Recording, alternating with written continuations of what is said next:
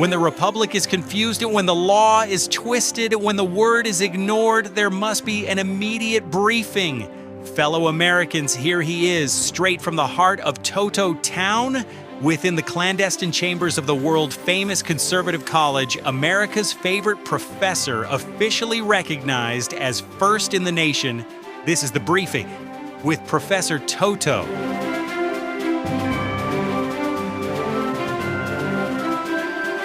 My fellow Americans, my friends, it is not a conspiracy theory.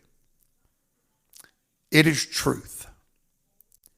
There is a reset coming to America. Financial reset. I know you've heard it, and I know some of the things we hear are so far-fetched, and I'm gonna give you the real truth tonight. We're not going in rabbit holes because rabbit holes have no ending. We're going to bring you the truth, the balanced truth, without all the hoopla and the hype.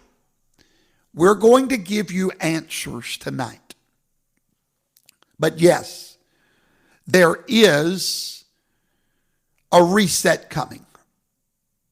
And yes, Donald John Trump has the power to reset the value of gold. I'm going to prove it to you tonight, okay? And it's very likely going to happen this year. How do I know this? Because Professor Toto is a historian. I have learned that if you want to know, the Bible tells us that what has happened before will happen again. I watch patterns and rhythms. I do that in the Word of God, and I do that in history of governments.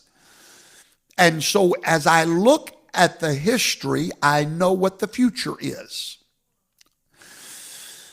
There is a reason, my fellow American, that the nations around the world are hoarding gold right now. There's a reason that China is buying, Russia is buying, India is buying, and central banks that have not touched gold in decades are suddenly stacking it like their lives depend on it. Why? Why in the last 3 years? They know what it's time for. They know history repeats itself. And they are preparing for the reset of gold. And if they see it coming, my friends, maybe you should understand what's about to happen.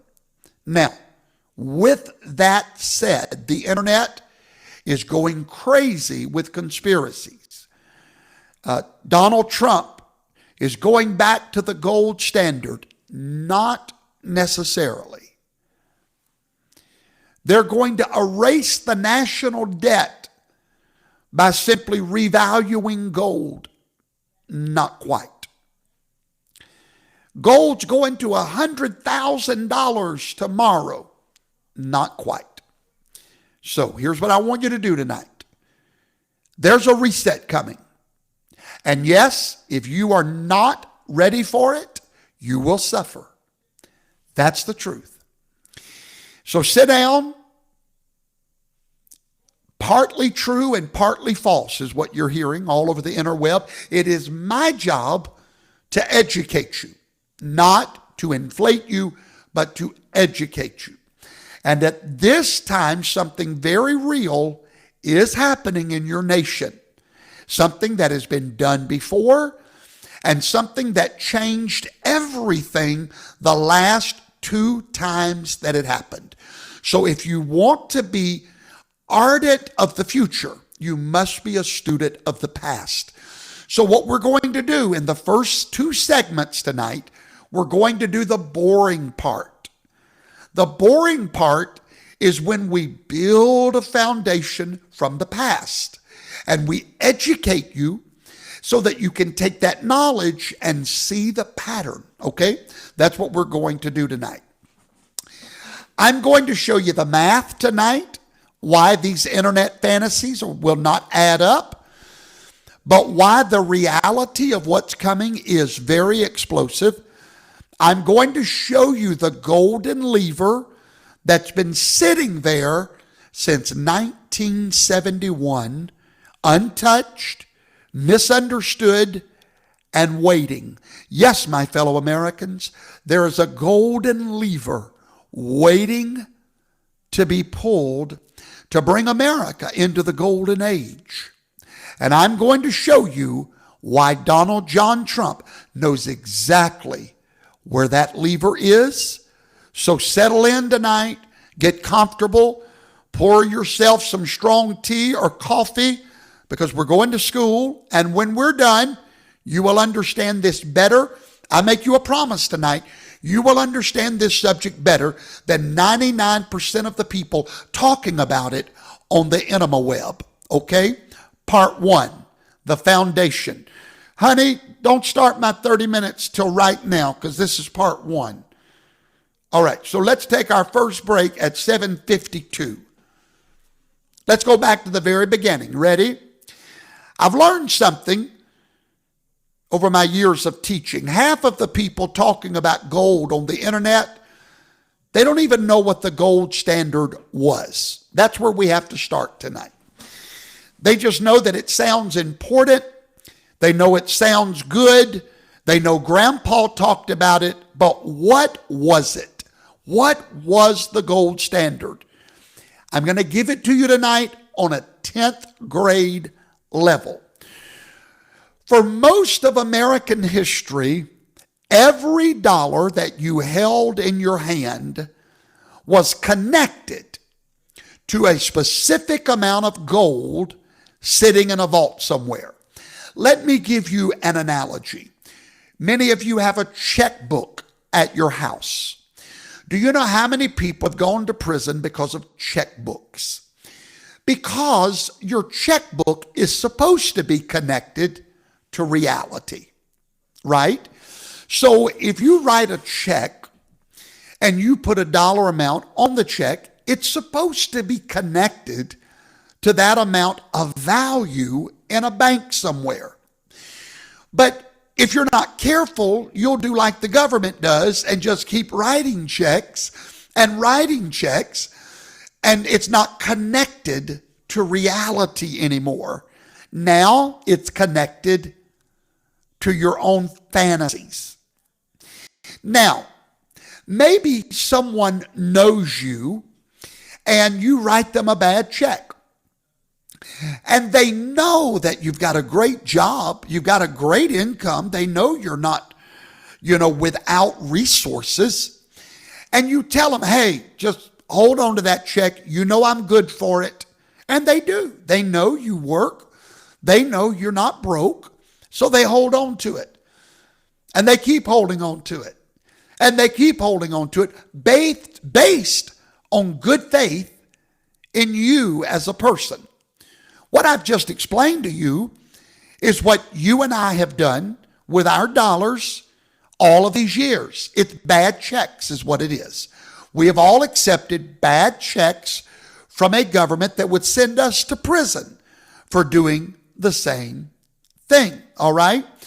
The government made a promise to me and you. They said, this piece of paper, this dollar bill is worth this much gold. And if you want to, you can bring us that dollar bill and we will give you gold, just like you can cash a check. Bring us the check with those numbers on it and we'll give you dollars for your check. The same principle is supposed to work with dollars and gold. Bring us the dollar, we'll give you however much gold that is worth. And that's what it meant, backed by gold. It meant that the paper, the dollar, was a receipt for something real. Now, why did that matter? Because it meant that the government could not just print more money whenever it wanted to. Think about that. If every dollar had to be backed by gold and you want to print more dollars, then you need more gold. And here's the thing about gold that makes politicians very, very uncomfortable. You cannot print gold. You cannot manufacture it in a basement. You cannot vote it into existence. You cannot create it by lifting a debt ceiling or with a computer keystroke, because gold is scarce. It comes out of the ground slowly, expensively, and in limited quantities. And that type of scarcity always kept politicians, are you ready for this word, honest. Because when money is tied to something real, something limited, something that you cannot fake, then you cannot spend more than you have. You cannot promise more than you can deliver. You cannot buy votes with money that doesn't exist. The gold standard was a leash on our government. It was a leash on spending. Every one of you have a leash on your checkbook, do you not? Do you all not have a leash on your checkbook? It's called reality. As soon as you run out of dollars, you should run out of checks. It was a leash on the natural human tendency to promise everything and pay for nothing. And for most of America's history, that leash worked. It held. Let me give you a few examples tonight. This is a brief history of gold in America. In 1792, the United States officially adopts a bimetallic standard. What is a bimetallic standard?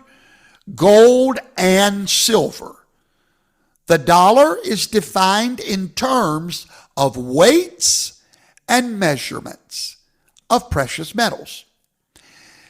Now, in 1834, they changed it.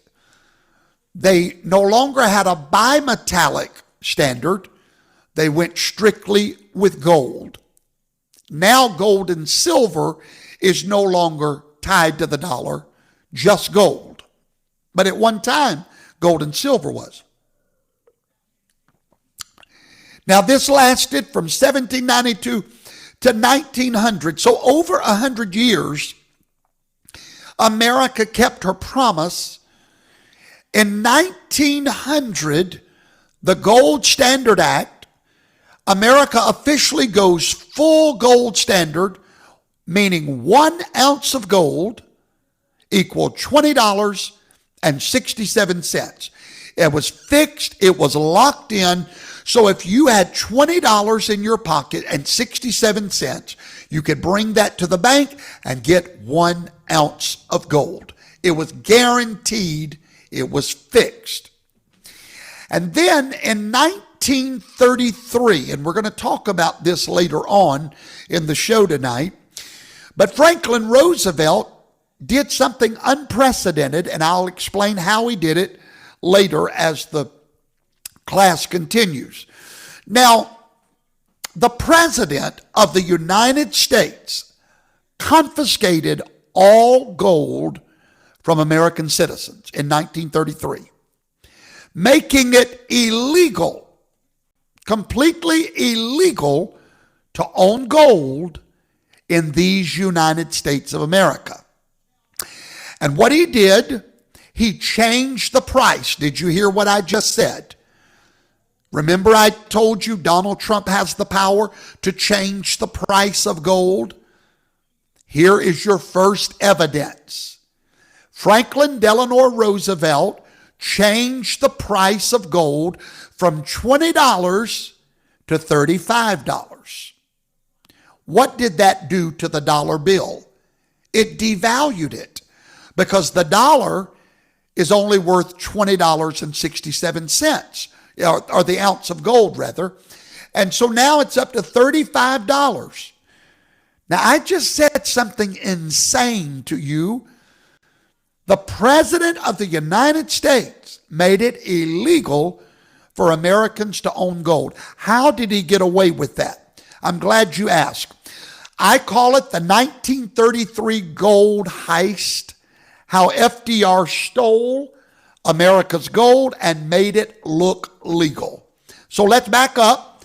Remember, we've got to understand all of this before we can understand what Donald Trump's golden lever is. What happened in 1933 was one of the most extraordinary government overreaches in American history, and almost nobody knows about it. Turn to your neighbor right now. If there's somebody in your house, turn to your neighbor and say, what do you know about the 1933 gold heist? I'm waiting. Ask Uncle Rufus and Uncle Booba Dilly, and ask Aunt Sarah Jane. Ask them all. What do you know about it?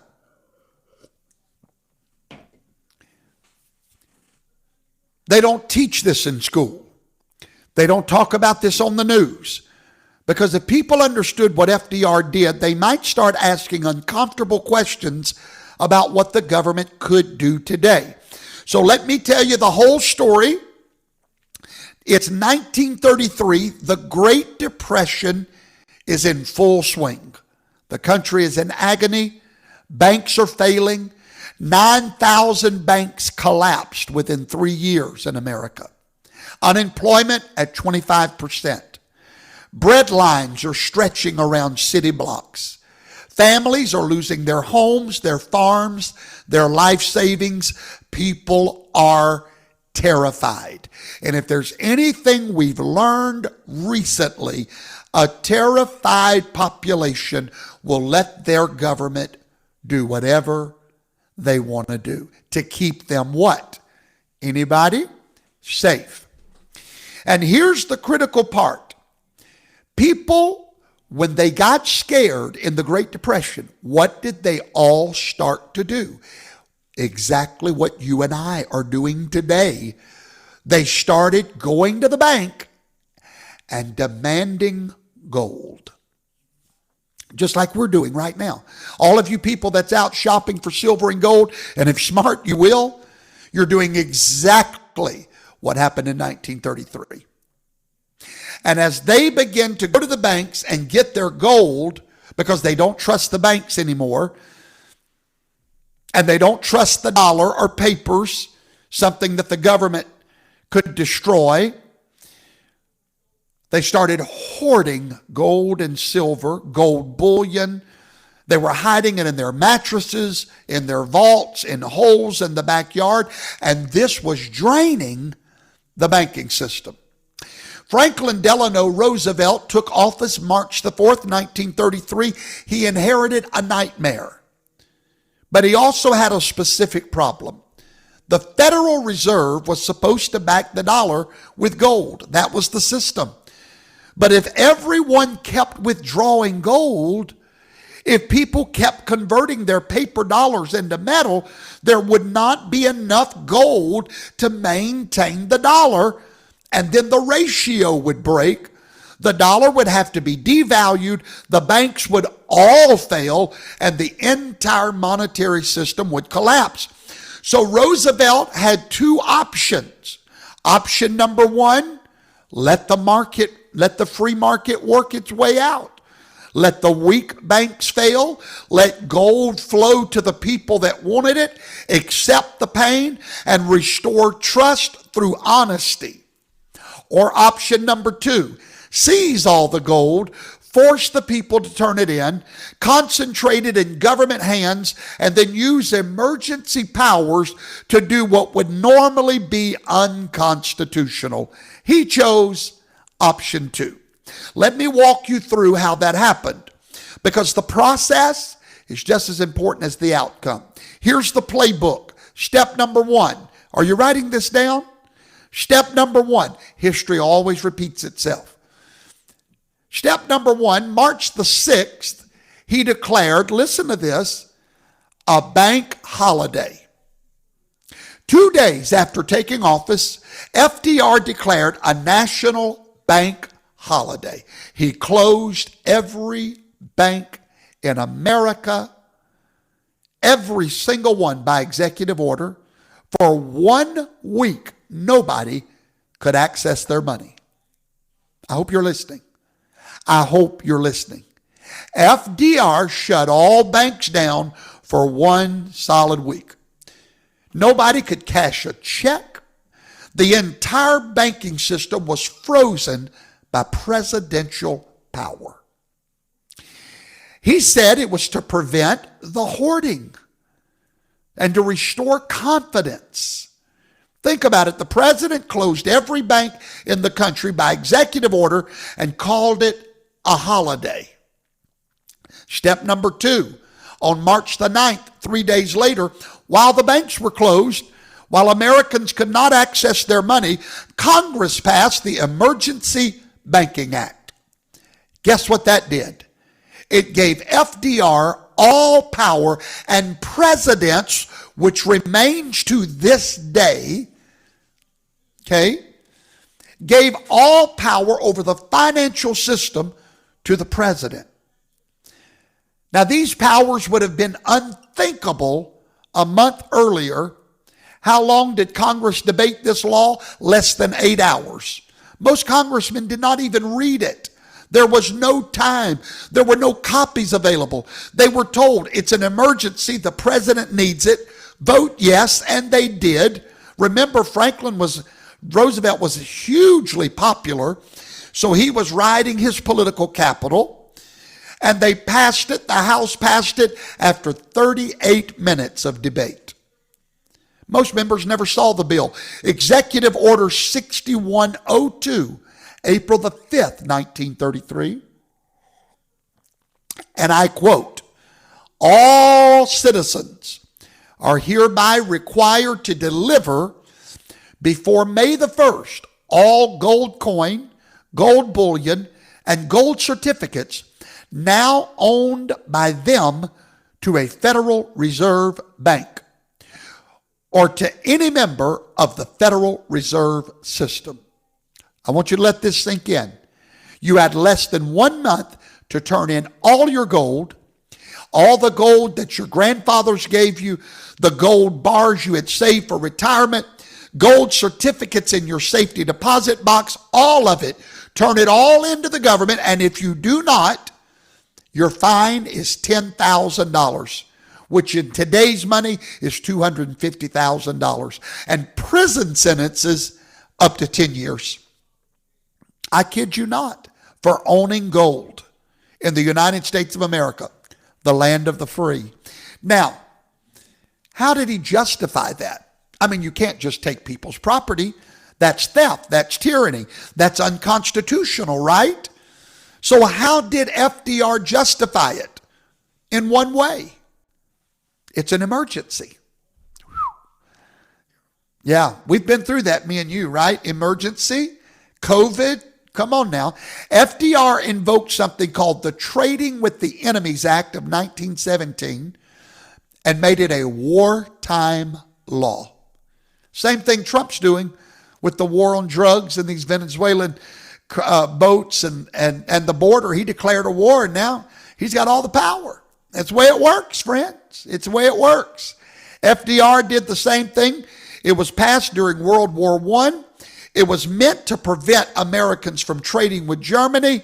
Had nothing to do with gold ownership, and yet he used that old, antiquated law, found a loophole, and the president has emergency powers. He can do things he could not normally do. So FDR literally treated the American economy as an enemy. He treated American citizens as potential enemies too if they did not turn in their gold. Number 2, he told them it was for their own good. He said hoarding gold is hurting the economy. If everybody keeps their gold, the banks will fail. If the banks fail, everybody loses everything. So turn in your gold for the good of the nation. He made it sound patriotic. You know, put on your mask, be a good citizen. He made gold owners sound like traitors. You know, those people walking around killing everybody without a mask on, traitors. They were sabotaging the nation. Selfish hoarders who cared more about their own wealth than their fellow American. I'm sorry, I thought that was called capitalism. I'm hearing socialism. Here's what I'm hearing. The propaganda was relentless. Oh, now listen to what he told them. Don't you worry. You are going to be compensated for your gold. We're not stealing gold. You turn that gold in and you're going to get $20.67 per ounce. You're not losing anything. You're just exchanging gold for dollars. Same value, no problem. You'll get fair payment. That made it sound reasonable. Made it sound like an even trade. You give us your gold, we give you dollars. Fair is fair.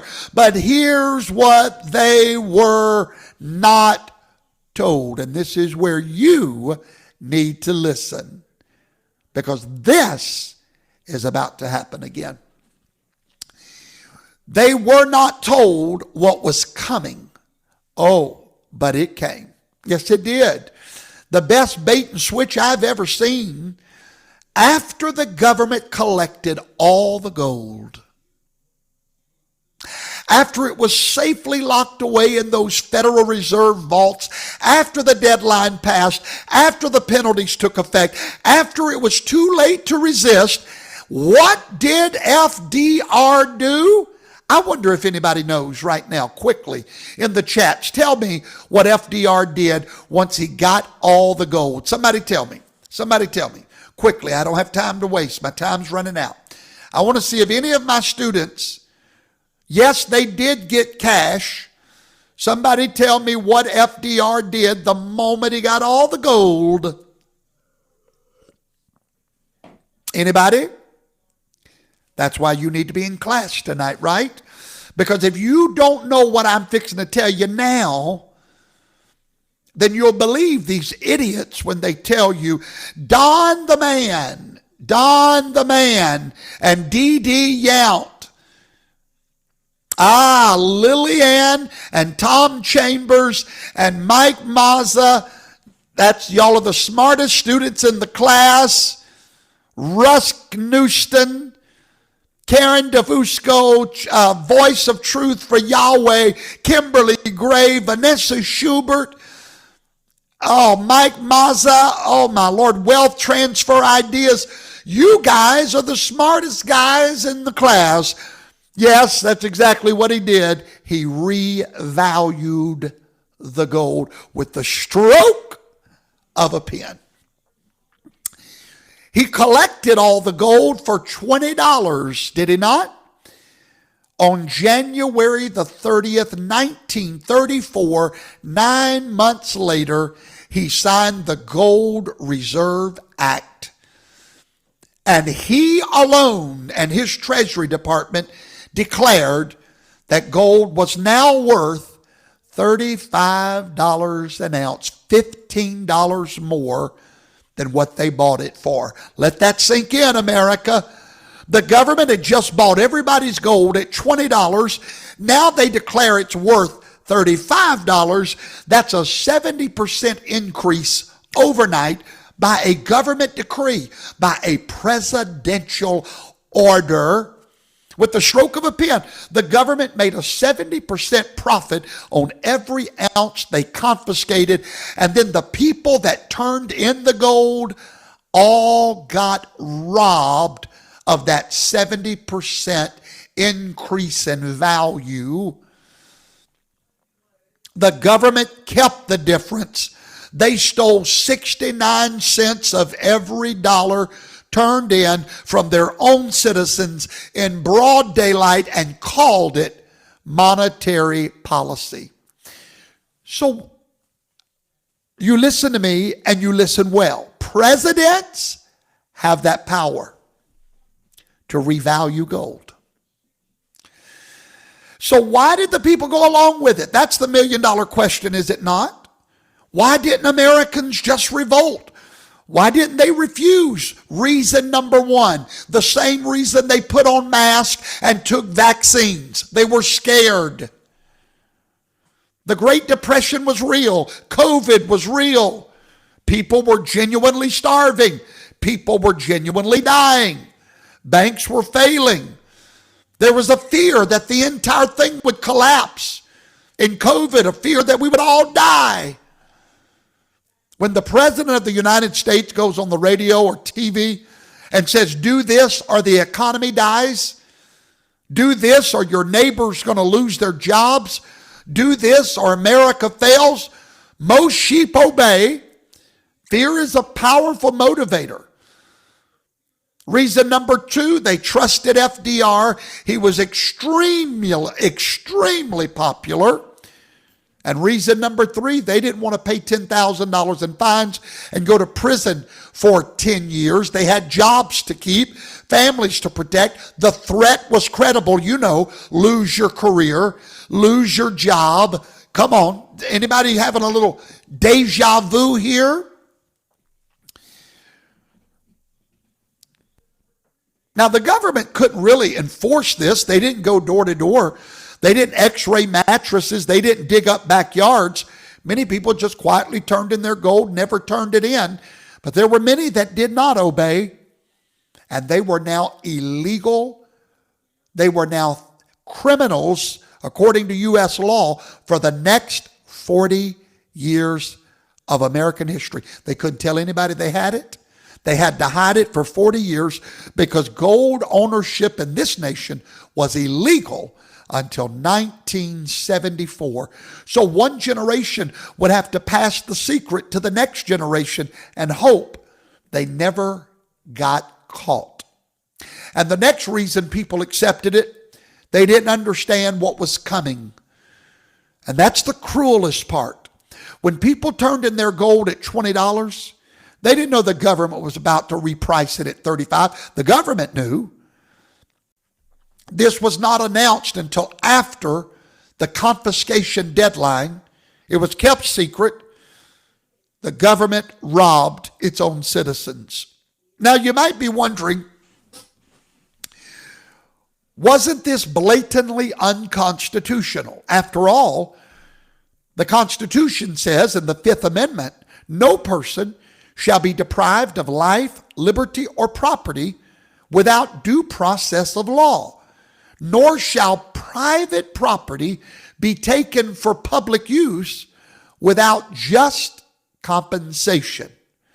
See, there you go. $20.67 was just compensation. And so it did go to the Supreme Court. It was challenged in 1935. It was called the Gold Clause case, if you want to research it.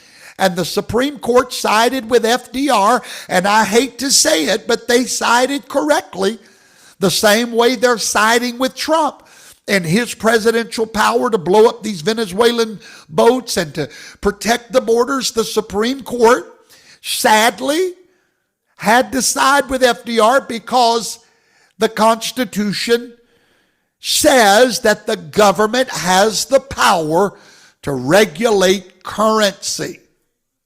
And as long as they paid a just fee, then it was constitutional. 41 years from 1933 to 1974, it was illegal. Your grandparents, your great-grandparents lived in an America where owning gold was a crime. And so now, do you see why you, my friends, probably grew up in homes that never talked about gold and silver? And when you hear me talk about it, you feel lost? Well, of course we didn't talk about it. It was illegal. Your grandparents and your great-grandparents, that was not a subject to be discussed. You understand? It was not until December the 31st, 1974, until President Gerald Ford, that Americans could legally own gold again. But here's the problem. By that time, by 1974, guess how much gold's value was? $200. Right? And then by 1980, it was $800. So everyone that was forced to sell at $20, are you mathing with me right now? Anybody? Are you mathing with me? All citizens that were forced to sell at $20, they missed out on that ride up to $800 in value. Guess who got all that profit? Yeah. They missed that entire ride. Their families that missed out on that wealth. But the people that broke the law and hid their gold and passed it down, they made fortunes in 1974 when all that gold could now be legally turned in and receive the $800 or $200, whatever it had gone up to. So the people that followed the rules got robbed, and the people that broke the law won. And now, there were many of us that broke the law in the COVID crisis because we were right. We knew we were right. We didn't wear their mask. We didn't take their vaccines. We didn't shut our churches down. We knew it was wrong. And our righteous indignation would not let us obey illegal laws. Deja vu. Here's why this matters tonight.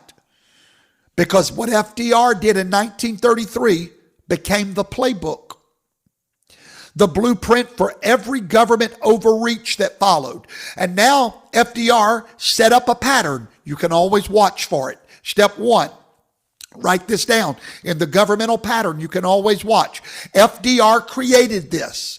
Step one, wait for a crisis. Step two, declare an emergency. Step three, invoke wartime power. Step four, act fast before the people can organize. Step five, make it sound patriotic. Step six, promise it's for their own good. Step seven, use fear of punishment to ensure compliance. Step eight, change the rules after you've collected what you want. And step nine, get the courts to rubber stamp it after the fact. And then you're going to find out that Nixon used the exact same playbook in 1971 that FDR wrote in 1933. Is my time up, Mama? Oh, hold on. All right, class is dismissed. All right, we'll be right back. That's the first segment. The school bell has rung. Go run, grab you something, go to the potty, whatever you need to do. Professor Toto will be right back. Hey, I want to play for y'all a song I wrote for my wife, those that are going to stay around for a few minutes. I wrote it, of course, many of you know that she lost her son this year, and I wrote this song for her. So we'll be right back. God is good when life is bad. That's the sound of heaven. When skies are gray, trouble comes to stay. So many questions that won't go away when life is bad. God is good. So many questions. So many questions that won't go away when life is bad. Life is bad. God is good. Anybody feeling the sound of the throne room right now? I'm feeling it. Because we're singing what heaven is saying. We're aligning with what heaven is saying. O Rabasataye.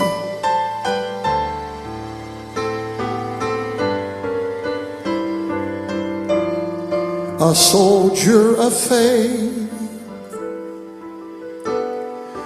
lost a precious child, taken from the arms that little boy's smile. Karen, I watched and I waited with just one complaint. All I heard was these words whispered in her pain. Woo. God is good when life is bad, when skies are gray, trouble comes to stay. So many questions that won't go away. But when life is bad, somebody say it, God is good. Yahweh bless you this morning. Brother Kendrick, come on. Hallelujah. God is good when life is bad, when skies are gray, skies are gray, troubles come to stay, troubles come to stay. So many questions, so many questions that won't go away, won't go away.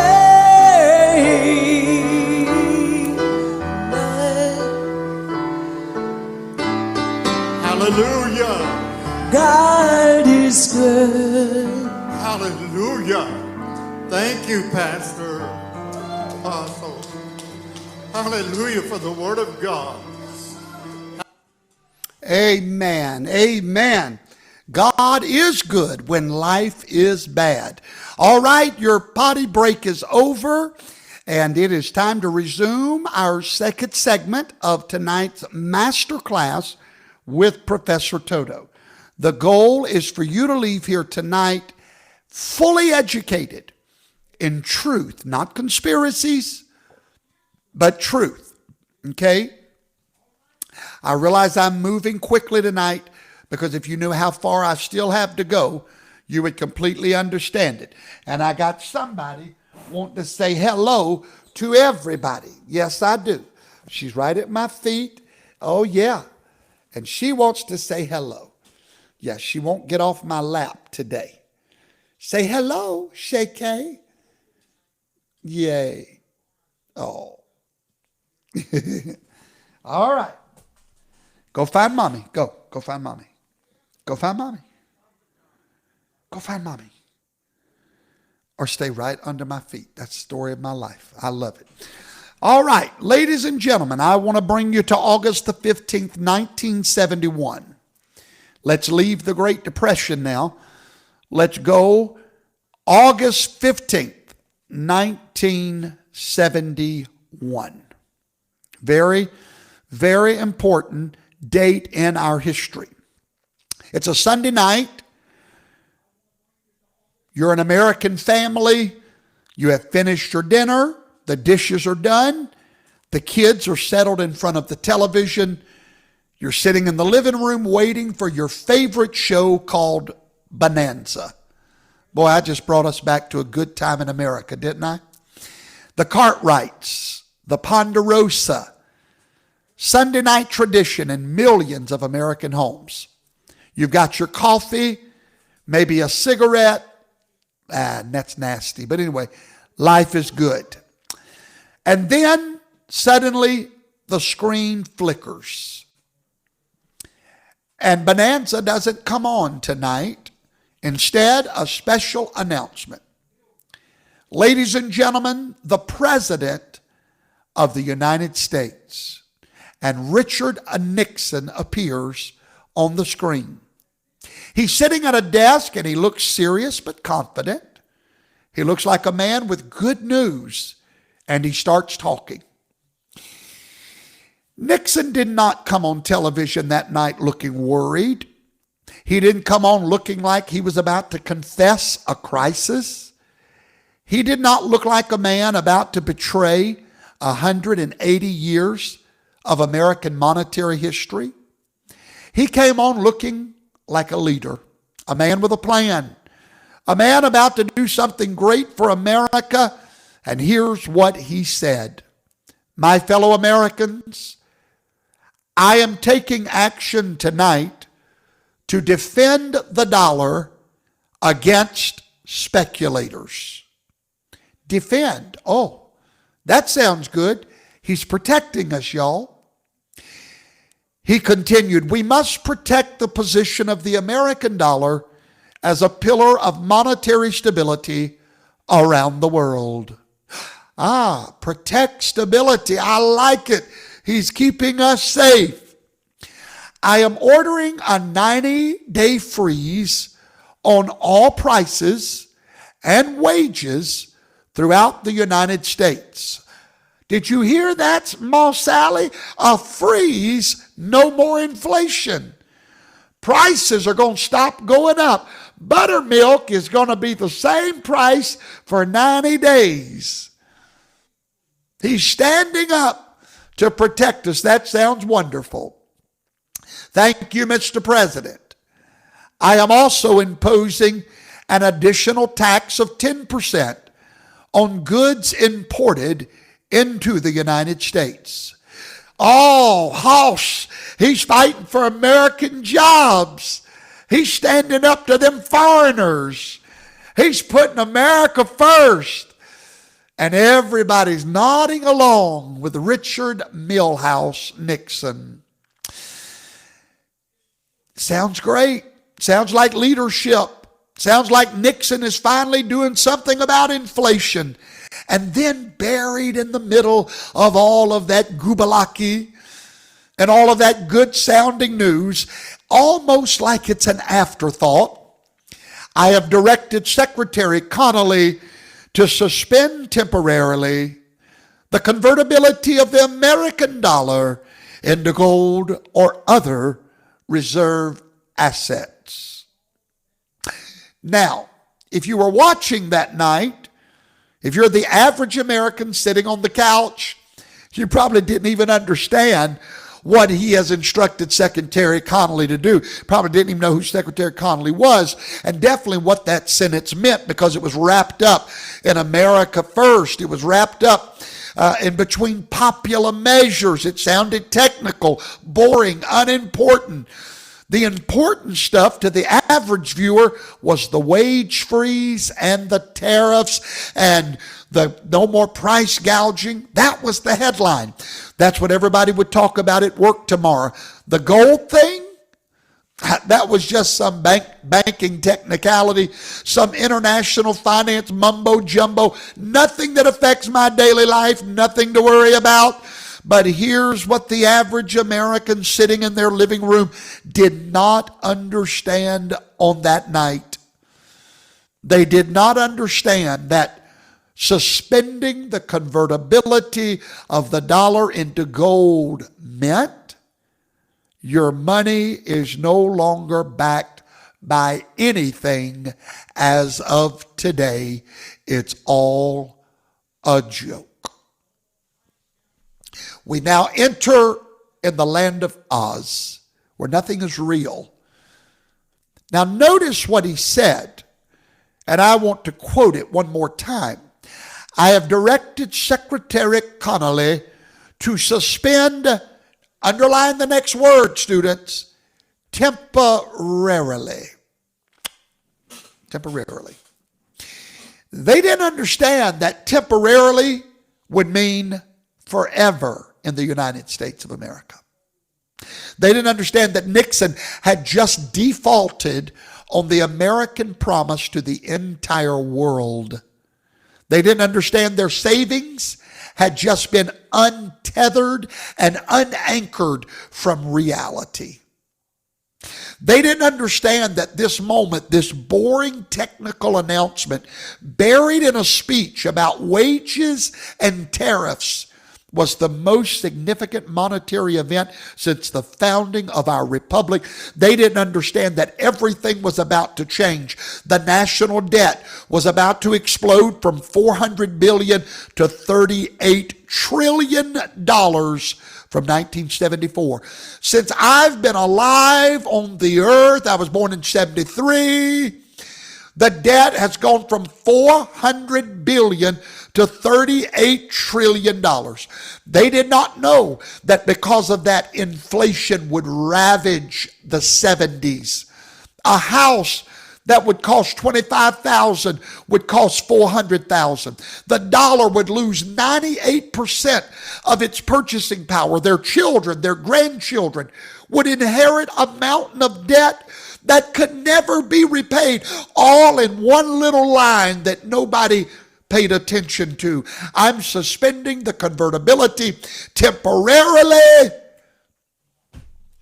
They didn't understand any of that. Just like our fellow Americans didn't understand when the mask and the vaccines, they thought that was a temporary solution. They didn't know it would have forever complications. They heard a confident president's what they heard. They heard good news about fighting inflation. They heard tough talk about protecting American jobs. And then the broadcast ended. They went to bed thinking America was in good hands, thinking Nixon had just done something great. The next morning on Monday, guess what happened? The stock market soared. The Dow Jones jumped 33 points, the biggest single day gain in history at that time. The headlines were glowing. Nixon's bold new economic policy. President acts decisively to defend the dollar. Markets rally on Nixon's economic plan. The spin was already in place. This was not a crisis. This was leadership. This wasn't a default. This was protection. This wasn't the end of sound money. This was the beginning of a new era of a checkbook that you could just write any check you want to write in no reality whatsoever. And the American people believed it. How gullible we are. Because they trusted their president. They trusted their newspapers. They trusted the experts on television because they didn't understand what had actually happened. But let me tell you, Professor Toto will pull back the curtain. I will tell you what actually happened that night. Behind the smiles, behind the confidence, Richard Milhous Nixon walked up to a microphone, looked the American people in the eye, and said something that altered the course of human history. I have directed Secretary Connally to suspend temporarily the convertibility of the dollar into gold. Temporarily. That was 54 years ago. The government never does anything temporarily. The most permanent temporary measure in American history. What Nixon did that night was he cut the leash off of the government's neck. He severed the last connection between the dollar and anything real. From that moment forward, the dollar was tied to nothing, no gold, no silver, no commodity, nothing you could touch, weigh, or hold. The dollar became a promise. The dollar at that moment became as fake as Bitcoin. That's right. Everybody wants to know, well, what's Bitcoin connected to? You didn't care about what the dollar was connected to. Bitcoin is connected to the exact same thing the dollar is. Nothing. It's not sound money, it's stupid money, every bit of it. The dollar became a promise backed by the full faith and credit of the United States of America, which is a fancy way of saying it's backed by trust, but not by gold, not by anything scarce, not anything that limits what politicians can spend. Now, do you see how it worked? The American people were not asked. They weren't consulted. They weren't given a choice. They were given a speech that sounded like good news. They were given popular measures they could understand. Wage freezes, price freezes. But the end of sound money was buried in the middle, hidden in the jargon called temporary. The con was in the presentation. Nixon never said, we're abandoning the gold standard because we've been printing too much money and we cannot cover our promises. He didn't say it that way. He said, I'm defending America against speculators. Nixon did not say, your dollars are now backed by nothing but our promise, which we've already proven that we will break.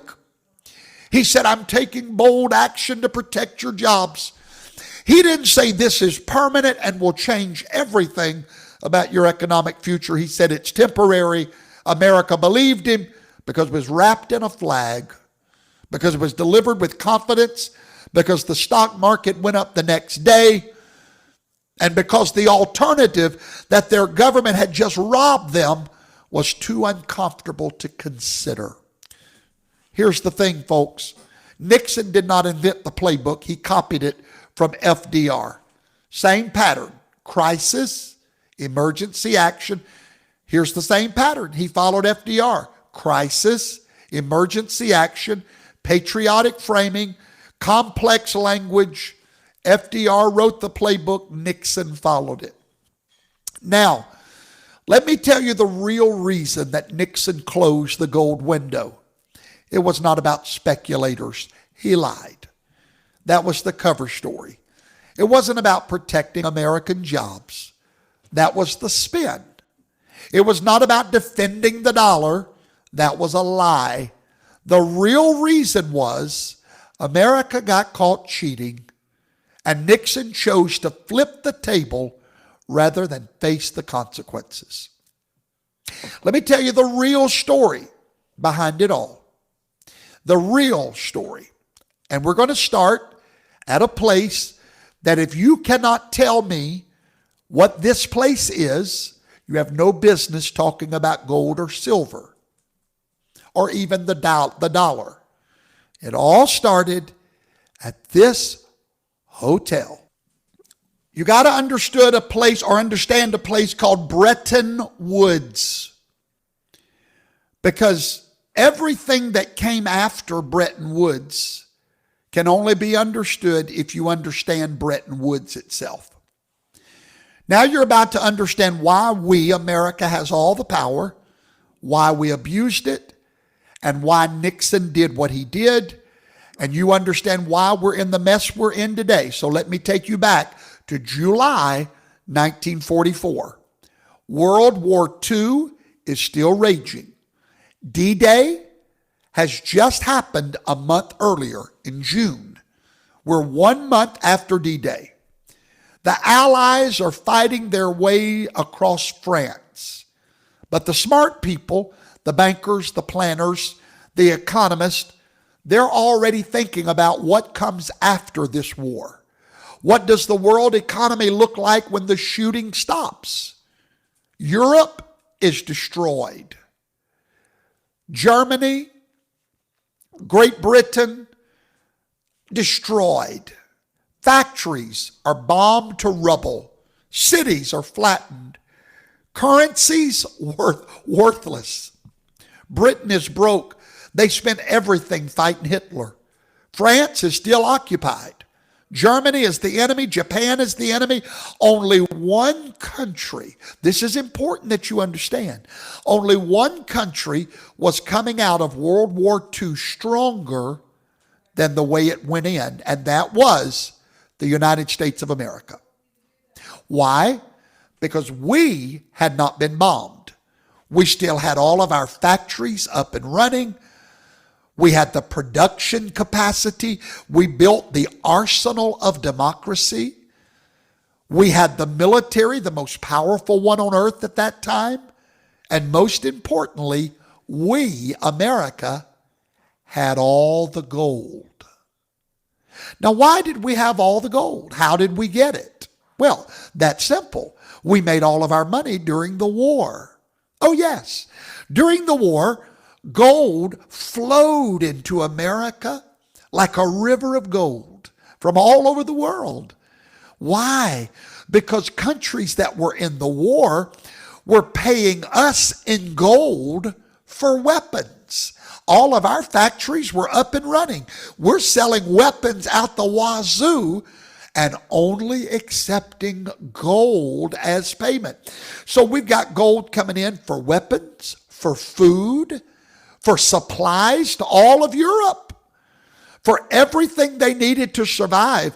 And by 1944, the United States held 70% of all the gold in the world. 70%. We had the gold. Everybody else had the ashes and the rubble of war. So what does that have to do with this hotel? I'll tell you. In July, delegates from 44 allied nations gathered at a resort hotel in the mountains of New Hampshire, a place called Bretton Woods. Beautiful setting, very civilized, far away from war. And there for over 3 weeks, they designed the post-war monetary system that you and I have lived in since children. This is the Bretton Woods is the economic structure that we have lived in. And if you don't understand Bretton Woods, you don't understand what's about to happen next. So stay tuned and let's learn about Bretton Woods before our time runs out in this segment. They were there for 3 weeks, and there were the key players. Harry Dexter White. He was the U.S. Treasury official, the American negotiator. And then John Maynard Keynes was the British economist. These were the two main players. Now, John Keynes, he wanted to create a neutral international currency, something that did not give one country too much power. We see how that turned out for him. Something fair. He wanted something balanced. But then Mr. White, Harry Dexter White, negotiating for the United States, understood he had all the power. He understood that he wanted the American dollar at the center of the world. He wanted America to run the system. And guess who won? I'll tell you who won. Who has all the gold? America. Who has all the guns? America. Who has all the factories? America. Who was bankrolling the entire recovery? America. America got what America wanted at Bretton Woods. Now here's how it worked. Pay attention, because this is the foundation of everything. Tier number one, T-I-E-R, tier one of the Bretton Woods Agreement with the world and America. Did you ever wonder how America got so powerful? I mean, how did the dollar become the world currency? We didn't fight any wars over it. You're looking at it on your screen. One little hotel, two little men changed the world. The United States made a promise to 44 allied countries. We made a solemn promise, a contractual commitment to the entire world. And we promised them that if they would accept the dollar, that it would be convertible to gold at a fixed rate of $35, what FDR had set it to. 1 ounce of gold, $35. We made a promise to the world. Take our dollar, leave your gold, and it will be at a fixed rate. Now, not American citizens, it was still illegal for us to have gold. Bretton Woods was for foreign governments and central banks. If France wanted to accumulate dollars, if Britain accumulated dollars, if any foreign country accumulated dollars, they could come to the United States, bring a ship, bring us the dollars, and we would give them that $35 worth of gold for every $35 they brought back. We promised them that. Guaranteed. Tier number two. This was our second promise. Every other currency would agree to tie to the dollar. And here's where American dominance kicked in and where we took over the world. The British pound, the French franc, the German mark, the Japanese yen, all of them, if you'll look at your screen, all of them, look across the bottom, Look across the bottom. There's the yen, the franc.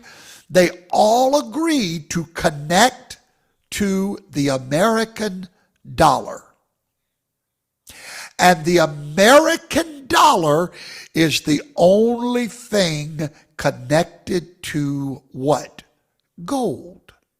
So we told all these other nations, if you connect to the dollar, you're connecting to the gold without having to worry about storing the gold. We've got the gold. We give you the dollar, and you'll be well taken care of. Everything connects to the dollar. The dollar was the bridge between gold and everything else. The dollar was the foundation. And as they say, the dollar was what? As good as gold. If you held dollars, you held something backed by gold. That's what we promised the world. Tier number 3. At Bretton Woods, we created 2 institutions at Bretton Woods. 2 institutions. We created 2 institutions. Number 1, the IMF. That was created at Bretton Woods. The International Monetary Fund. That was to help countries with short-term financial problems. And we created the World Bank. That was to help with post-war reconstruction and development. We developed this, and guess where both of those are headquartered? You guessed it, Washington, D.C., controlled by the United States. The system was not just backed by American gold. The entire world was run by American power. Now, I'm about out of time for this segment, but why would other countries agree to do this? Why did everyone else go along with it? Why did they agree to put America at the center of everything? Because they had no choice, my friend. Europe was rubble. They needed American money to rebuild. That was called the Marshall Plan. They needed American markets to sell their goods to. We were the only ones with gold. They needed American military protection from the Russians. And America had the gold, all of it. 70% of it belonged to America. If you wanted to access the most powerful economy on earth, and you did, you played by the American rule. And it was the golden rule. He that has the gold makes the rules. And in 1944, America had the gold, so America made the rules. We'll be right back. Have you considered when you spend your money at these mega corporations where it's going? Are you aware that your hard-earned money is being used to support political corruption, which leads to poor federal leadership, hurting our economy, contributing to the overall detriment of our society? This is heavy stuff to think about, I know, but it's time we fought back. Introducing Professor Toto's The Patriots Buying Club. Here, we are a club that gives you the power to invest in companies that uphold patriotic and conservative values your family can respect. Rather than spending your money with these major corporations, we've partnered with a direct consumer company that offers over 400 high-quality, sustainable, and effective products that can be delivered fast directly to your front door. So many patriots across America has joined us in this walkaway movement. Now it's your turn. Go to www.buywalmart.com to join Professor Toto's The Patriots Buying Club today. The Briefing with Professor Toto. Welcome back. We have to understand the history so that we don't go down the rabbit holes of these conspiracy theories that are out there of what all Donald Trump's fixing to do. Donald Trump's fixing to pull a golden lever, but you need to understand what that's really going to look like, okay? Because there's so much false information out there.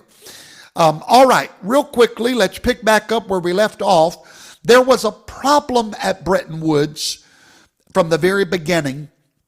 The economists referred to it as the Triffin Dilemma, after a man named Robert Triffin. He was an economist who identified the problem in 1960. And here's the problem in plain English. The world needed dollars to function because they didn't have gold.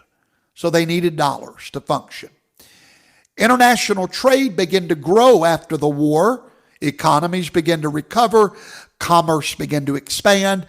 And guess what? Countries needed more and more dollars for their reserves, for transactions, and for trade. The global economy ran on dollars, and it needed a constant supply of dollars. But think about this, my friend. Dollars can only go out into the world if America runs deficits. Okay? Only when we import more than we export can dollars get out to the world. You're fixing to see. Everything's going to make sense for you by tomorrow night. Okay? But according to Bretton Woods, if the world's depending on dollars, the only way they can get them, we have to be in a deficit. We have to spend more overseas than we take in, or they don't get any dollars. But as we begin to print more money than we should have, the system, the Bretton Woods system, requires America to run deficits and pump dollars into the world. When I hear people say things like, why do we send all our money all over the world? Because we promised we would. We told them, use our dollar, which is a benefit to all of you, by the way, and we'll make sure you have dollars. The only way they get dollars is if we put that money out in the world. But here, and that's the only thing that keeps the world economy liquid. But here's the trap. If America runs too many deficits, if we print too many dollars, if we spend too freely, eventually there would be more dollars out in the world than we had gold to back them. And remember, the promise is $35 to 1 ounce. The system required us to print more money, but us printing would destroy the system. And that was the fatal flaw in Bretton Woods. And nobody to this day has figured out how to solve it. So therefore, we just keep printing money because we made a promise to the world that we would give them dollars. Now, what do you think began to happen? We had a money printer that the whole world had to accept. We had troops to pay for, wars to fight, allies to buy, empires to maintain. We didn't show restraint. Through the 1950s and the 1960s, the United States did exactly what you'd expect a country to do that had a money printing machine. Remember, all these other countries, they can't print money. They depend on money we print. We had a Korean War to pay for, a Cold War, military bases in over 100 countries, foreign aid, Vietnam War, the Great Society welfare programs, a space run to the moon. Where did all those dollars go? They flowed overseas.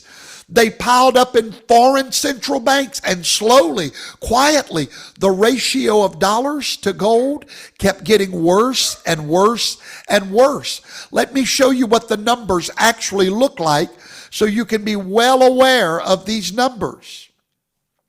In 1950, look at your screen on the left. The U.S. gold reserve was 20 billion. Our foreign dollar holdings was only 8 billion. What does that mean? We could cover it. We could cash those checks.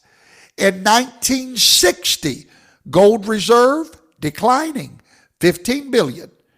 Our foreign holdings is now 20 billion. Now we can't cash checks, but we cash them anyway with printing more dollars. 1970, gold reserves down 10 billion. Foreign holdings, 45 billion. Now we're getting close to that Richard Nixon moment, right? Do you see where I'm going? Richard Nixon was a con. He scammed the American people and the world because something's about to happen The 1970s, we had promises we could no longer keep. We had printed ourselves into a corner. The math didn't work anymore. People started to notice, and guess what happened, my fellow American? France called our bluff. That's who Richard Nixon was referring to as defending us against the speculators. Yeah, France noticed that we had a problem.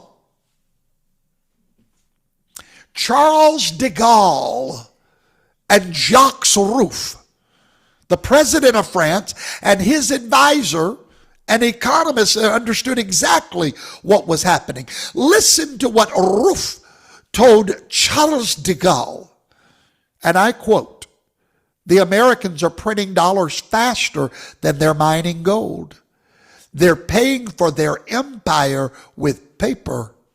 And we're accepting that paper as if it's real money. Eventually, there won't be enough gold to honor all these dollars. We should get our gold now while we still can." And President de Gaulle did exactly that. And he did it legally. In the mid-1960s, France began doing something that Bretton Woods promised them. They demanded their gold. They they sent ships to New York Harbor, France did, and they loaded gold. They brought all their dollars back to America, and they loaded gold from America onto their ships and sailed them back to Francois, and they put that gold in French vaults. And Richard Milhous Nixon said they were speculators. They were attacking the American dollar simply because they were cashing in on a promise we made to them. That was their contractual right. They signed off at Bretton Woods that we would give them $35 an ounce.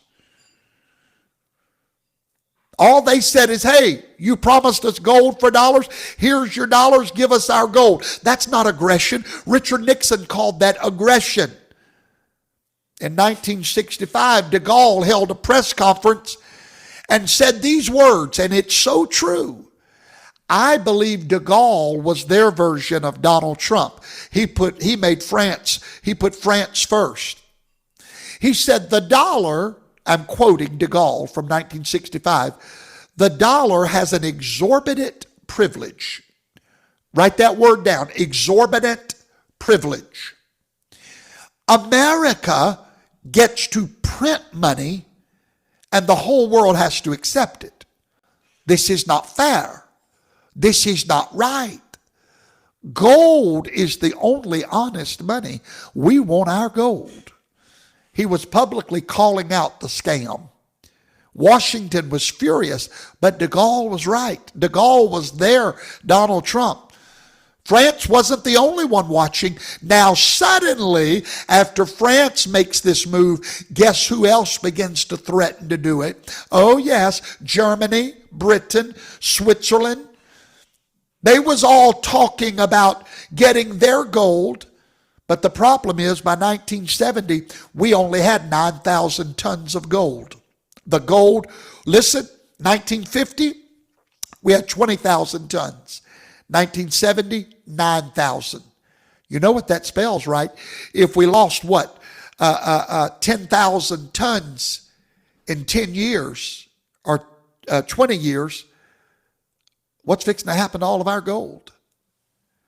The gold was literally leaving the country on ships to foreign vaults because foreigners were smarter than to hold our paper any longer. So Nixon had two choices. Number one, stop the spending, rein in the debt, honor our commitments, accept discipline, let the gold leave until the balance was restored, tighten the belt and be honest. Or slam the window shut, refuse to give anybody their gold, including us, default on the promise, blame the people asking for what they were owed. He chose option 2. Now, the next question is, well then, Professor Toto, why didn't all the countries demand their gold? Great question. But here's the answer. Germany didn't demand it. Japan didn't demand it. Britain didn't. Why didn't they all show up in the New York harbor and take what they was owed? I'll tell you why. It's very easy. Because after World War II, the United States had military bases in almost every allied country. France kicked us out before they came and got their gold. But we were in all these nations, we had military bases. Germany, full of American bases. Japan, Britain, Italy, South Korea. They were dependent on our bases for their security. Remember, the Cold War was raging. The Soviet Union was still a real threat. Those nations needed American protection. So when the finance minister started saying, maybe we should ask for our gold, the defense minister would say, are you crazy? We need the Americans. Don't rock the boat. So you don't demand gold from the country that's protecting you from Russia. You don't make waves with the nation that has tanks on your soil. France was the exception because they had a Donald Trump for president. De Gaulle was independent. He liberated France from the Nazis by himself. He didn't feel like he owed America anything. He kicked American bases out of France in 1966 before he came and got his gold. Oh, man, what time is, okay. And not only that, but after World War II, everybody needed our dollars. And if America cut you off, you would be in trouble. You'd be isolated outside the system. Most countries did the math and decided it was better to stay with America. And then our diplomats were flying all over the country, begging countries not to take their gold. And then finally, the central bankers protect each other. Here's something most people don't understand about central bankers. They're a club. They go to the same conferences. They stay at the same hotels in Basel, Switzerland. They have dinner together. They know each other personally. They protect each other. The head of the Bank of England knew the head of the Federal Reserve. The head of the Bank of Germany works with the U.S. Treasury Secretary. These men did not want the system to collapse, even if it was unfair, because a collapse hurts everybody. Their power, their prestige, their careers, all depends on managing the system. So they all quietly agreed among themselves, let's all pretend the emperor has clothes. Let's not ask for gold. Let's keep this thing going as long as we can. It was a gentleman's agreement among the elite. France broke the gentleman's agreement. De Gaulle didn't care about the club. He didn't care about making friends. He cared about France. And finally, the average person had no idea what was going on. This was elite knowledge. Okay? The average Japanese businessman didn't understand Bretton Woods. How many of you understood Bretton Woods before tonight? There's your answer. There's your answer. The public didn't know, and therefore it was not a problem. But France was unique because he did not need American military protection. He wasn't part of the Federal Bankers Club. Now does anybody see a correlation with Donald Trump and de Gaulle? De Gaulle pulled out of everything. De Gaulle pulled out of the central bank. He had the courage to act. He was one guy willing to say, I want to see your cards. And when he said it, Nixon flipped the table. By 1971, even if other countries wanted their gold, it was too late. Their reserves were already in dollars. Their economies were dependent on the American system. Their military security was tied to America. They had no choice but to go along. Nixon knew this. He knew that when he slammed the window shut, nobody could do anything about it. They were trapped. They had been holding monopoly money for 20 years, and now they had to pretend it was still real, because the alternative, admitting they'd been conned, was too painful to face. Now here's where it gets uncomfortable. Because once you understand what happened after 1971, you understand everything about where we are today. Before 1971, the national debt was $400 billion. After 200 years of American history, including the Revolutionary War, the Civil War, World War I, the Great Depression, World War II, Korea and Vietnam, our debt was $400 billion. Today, $38 trillion. From $400 billion in 54 years, that's a 95-time increase. And that increase was only possible because we cut the leash. When money is tied to something real, you can't spend what you don't have. Print, baby, print. Borrow, baby, borrow. Spend, baby, spend. And let the next generation figure it out. Now, here's the part nobody wants to talk about. The interest on that debt. I want you to listen to me carefully. The interest on our debt every year is $1 trillion. I'm fixing to give you a fact that should send alarm bells running through your mind. That's all the gold we have. $1 trillion worth of gold. Our interest each year is more than the gold we have. Just the interest, not paying down the debt, not reducing anything, just the cost of having the debt. More than we spend on defense or education or anything else we spend in interest to service that debt grows by another trillion every 90 days. And that is the backdrop of everything that we're about to discuss. I've only got 10 minutes left, and I'm going to use them wisely. I'm going to start going into what I want to talk about tomorrow night. So I really hate that I can't get it all tonight. I want to talk to you now about where we are. What all of I've taught you over the last hour and a half had to get your mind right for all these internet fantasies out there, okay? Well, the biggest internet fantasy out there is just reprice the gold and erase the debt. And that is possible, okay? I want to get to the part, the rumor going around right now, spreading like wildfire everywhere. Trump is going to reprice gold, and he is.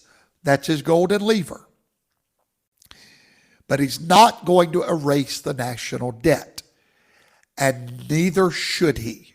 Let me explain. They're screaming, we're going to be debt-free. The reset is coming. Get ready for the golden age, and they are right.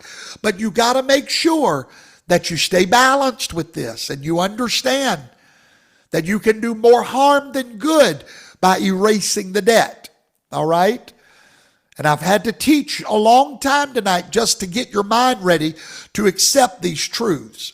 Here's the hard numbers. Do you have your calculator, your pen ready? I'm going to give you hard numbers. How much gold does the United States own? Officially, we hold 8,100 metric tons of gold. Write that down. Right now, your nation has 8,100 metric tons of gold. 8,100 tons. Most of it supposedly sitting at Fort Knox. Who knows? Some of it's at the Federal Reserve Bank of New York. And then we have smaller amounts at other facilities. 8,100 tons. That's all the gold the United States has. Now let's convert that to ounces. Are you ready? Because gold is priced per ounce. 8,100 metric tons equals 261 million ounces. Okay? So what we have in America is 261 million ounces of gold. Now, what is gold worth at today's price. I know it's close to 5,000, so let's just use the number 5,000, okay? Take 261 million ounces times $5,000. That's approximately $1.3 trillion. That's how much gold we have in America. What's our national debt? 38 trillion. So at today's price, our gold covers what percentage of the debt? 3%. All of the gold in Fort Knox, all the gold the government owns, covers 3% of our debt at today's price. Now, here's something that a lot of people don't understand. Here's where the lever, Donald Trump's golden lever, shows up. Did you know that on the official U.S. government books, all that gold we just talked about, do you know what it's valued at officially? $42 an ounce. I'll say that again. $42 an ounce. Gold on the official government documents, on the balance sheet, when they're doing their balances and they look up the gold in Fort Knox, that's only $11 billion worth of gold. Now, a while ago, I gave you the price of what it's trading for today at spot price. But did you know on our balance sheet, we only show that we have $11 billion worth of gold? Not trillions, billion. Now you might be thinking that's insane. Why would they do that? That's stupid. No, friend, it's not stupid. It's intentional. And once you understand why, then you'll understand Trump's golden lever. There's 5 reasons that gold is staying at $42 an ounce. Reason number 1, if they update the price, if the government suddenly said, we're marking our gold to the market value, they would implicitly be saying the dollar has lost that much purchasing power. That's right. They would say that the dollar has lost the purchasing power between 11 billion, whatever I said, 8 billion, and that many, and a trillion. That's how much purchasing power the dollar has lost. They would be admitting it to the world. They would say that gold was right all along. We diluted your savings for 50 years. The old system failed, and governments will never admit that. So they keep the old number of $42 an ounce. They say nothing because silence is a policy. Reason number 2, keeping gold small keeps fiat big, fake dollars. If gold on the books is valued at $42 an ounce, gold suddenly looks irrelevant, and the dollar looks dominant.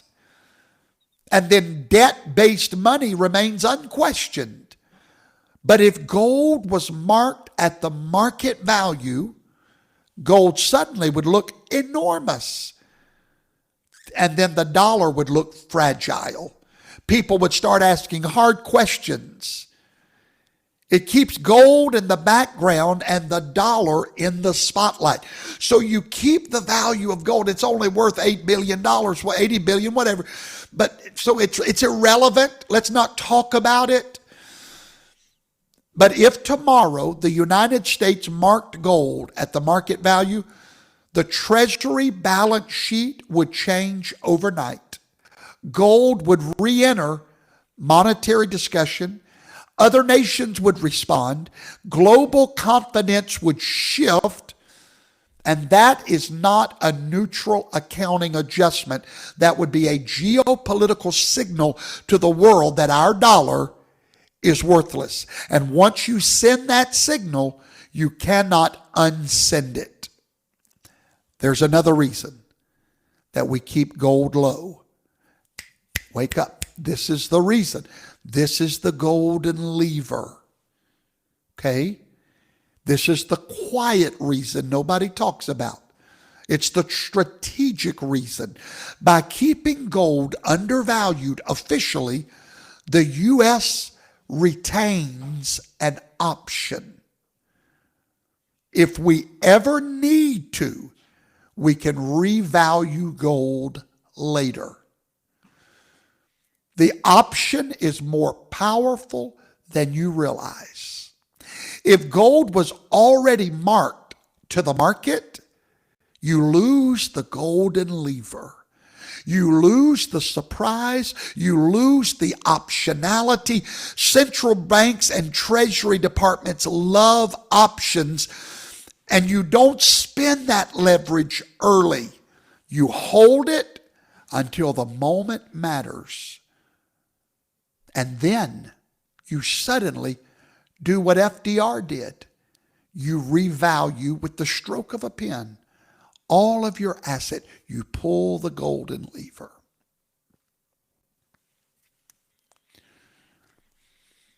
Imagine if the headlines read tomorrow, the government admits dollar debasement. Savers were robbed for 50 years. Why didn't wages keep up? We were told gold was useless.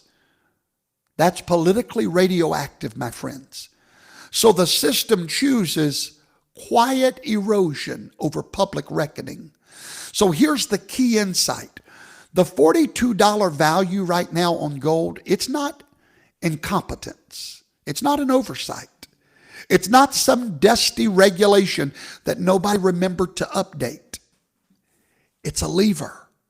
A golden lever, sitting there, waiting, ready to be pulled. And whoever controls the timing of when that lever gets touched controls the most powerful monetary signals on planet Earth, my friends. And I promise you that Donald Trump knows where that lever is, okay? And he knows right when he's going to pull it. So let's play a game right now. Let's play a game. If Donald Trump pulls that lever, there is no law anywhere that says what he has to price it at, him and his Treasury Department. Why do you think he's getting a new Treasury and come on now? There is something, when he talks about the golden age, you need to listen. Donald Trump is fixing to do something with gold. And only those of you, and I'm going to get in this tomorrow night, I'm not going there tonight. If you are not positioned when he pulls that lever and you don't have gold, let me tell you how, it's too late. I got 2 minutes. All right. Tomorrow night, I'll get into this side of it. But before I go, let's say that gold, he decided it was worth $10,000 an ounce. And he can. He's the president. FDR chose $35. Let's say that Donald Trump said it's worth $10,000 an ounce. Well, you take 261 million ounces times $10,000. Suddenly, the balance book on our deficit just rose $2.6 trillion. Or that's how much money we now have just with the stroke of a pen. But what if he decided on 20,000 an ounce? Now we're at 5.2 trillion. What if he chose $50,000 an ounce? Now we're at 13 trillion. So what price would gold need to reach to actually equal the national debt? $145,000 an ounce. To erase the national debt using gold alone, gold would need to be priced at $145,000 an ounce. Not 10, 20, 50, $146,000 an ounce. That's a reset, my friend. That's a monetary extinction event. That's the government admitting the entire system died. We're renaming the ruins. So why do people keep believing this? Number one, that's not going to happen. I know Bo Polney and others are saying that's going to happen. That's not going to happen. I'll tell you tomorrow night what is going to happen. Why do people keep believing this? Why does this rumor keep going? Because people sense something real underneath that, and it is real. They sense the dollar is weakening, that the debt is unsustainable. Something has to change, and gold is the answer. They're not wrong about that feeling. We all have it. What they're wrong about is the solution. They skip the middle steps and jump straight to a fantasy. And that's where Professor Toto, for 5 years, has always tried to be a voice in your life. Remember when Donald Trump was coming back and blah, blah, blah. And I said, yes, he is, but not that way. Well, I'm back again tonight to tell you, yes, gold is about to reset. And yes, the number's going to be astronomical, but it's not going to be near anywhere to erase the national debt, nor should it be. However, if you have gold, when that lever is pulled, you'll do okay. You'll be all right, because you've heard the warning years in advance. We've been telling you, this reset is coming. It has to come. And what better man to pull the lever than Mr. Golden Age himself? Okay? Gold, according to them, they jumped, the other side, they jumped to this fantasy. Gold's going to save us. The debt's going to vanish. Everything will be fine. That's not how it works. That's not how it's ever worked. And that's not how it's going to work this time. Tomorrow night, I will teach you at 7 Central, Part 2, how it will work, what it will look like, and why you need to prepare for that. Okay? Thank you for joining me. I've enjoyed having all of you tonight. I hope you've learned something. I hope you're beginning to understand the whole subject a little better. Tomorrow night, we go into the nitty-gritty of what this is going to look like. Also, tomorrow night, at 6 Central, before my class starts, I will go live. No, I think I'll do it after my class tomorrow night. Let me do that. Tomorrow night, after my class tomorrow night, probably around 9 Central, I'm going to put my Pastor Vaughn hat on, and I'm going to preach to the world.